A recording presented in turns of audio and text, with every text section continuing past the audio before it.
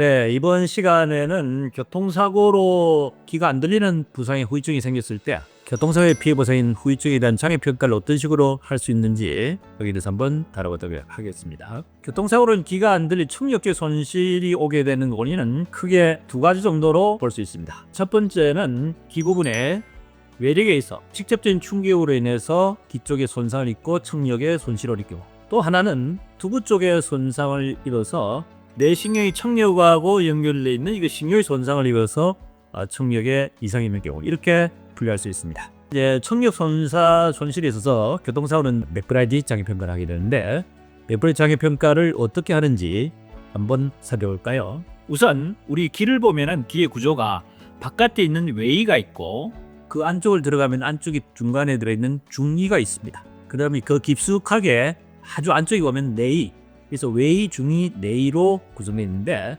교통사고는 장애평가에 대한 청력 손실은 크게 손상 정도를 대략 한 5가지 정도로 볼 수 있습니다. 전음성 난청이라 해서 직접적으로 전달되는 음이 잘 안 드는 경우, 그 다음에 감각신경성 난청이라 있습니다. 그 다음에 혼합성 난청, 그 다음에 소음성 난청, 그 다음에 이명, 이렇게 대략 한 5가지 정도로 분할할 수 있는데, 좀 더 이해를 돕기 위해서 설명드리자면은, 전음성 난청은 우리 귀에 있는 외이와 중이 충격으로 인해 가지고 이쪽에 귀가 잘 충격이 잘 안 되는 경우에 평가하는 방식입니다.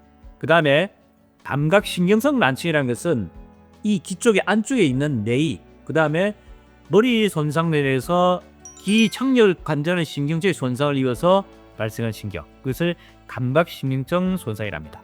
혼합신경성 손상이라는 것은 전음성 난청과 감각신경 난청이 혼합이 돼서 나타나는 신경 손상을 이야기하는 거고요. 그 다음에 소음성 난청이라는 것은 소음에 노출돼서 오는 성인데, 이걸 소음성 난청은 주로 교통사고로 오는 난청으로 보지는 않습니다. 그래서 기존에 직업적으로 계속 그게 노출돼서 소음이 계속 나타나는 증상이기 때문에 이거 하고는 좀 상관없고, 그 다음에 이명, 귀가 왕왕 울리는 거죠. 이명도 사실은 교통사고로 인해서 오는 손상 분명하지만은 맥브라이트 장애평가에서는 이명 자체가 장애평가 대상되지는 않습니다. 그 중에서 전음성 난청은 수술로서 가능한 경우에는 장애평가 되지 않을 수 있습니다. 수술로서 회복이 된 경우에는 장애평가 대상이 되지 않는데만 해서, 감각신경성 난청이 있죠. 청신경성 안에 있는 신경손상이 이런 경우에는 이것은 영구적으로 회복이 불가능합니다. 그래서 감각신경성 손상이 발생된 경우에는 영구적 장애로 평가한다, 이렇게 이해하시면 됩니다. 귀 쪽의 신경손상을 검사하는 검사법이 크게 두 가지가 있습니다. 수동으로 검사할 수동 검사가 있고 자동 검사가 있습니다. 수능 청력 검사를 해가지고 귀가 들리냐 안 들리냐고 해서 이제 이렇게 물어보고 답변하는 수동 검사가 있는 반면에 내간주발 반검사를 해가지고 이제 베라 검사를 합니다.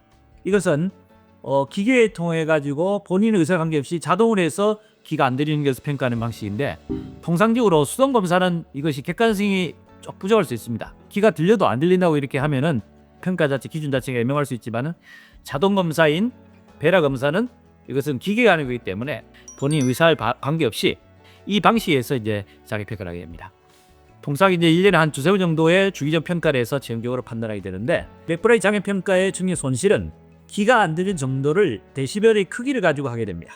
15피트, 10피트, 5피트, 2피트, 1피트 이렇게 거리를 두고 거기에서 데시벨 크기를 통해서 하는데, 데시벨 크기가 이렇게 말씀드린 15데시벨까지는 정상 기준을 보고, 30데시벨까지 경우에는 이거는 경도의 난청을 이렇게 봅니다.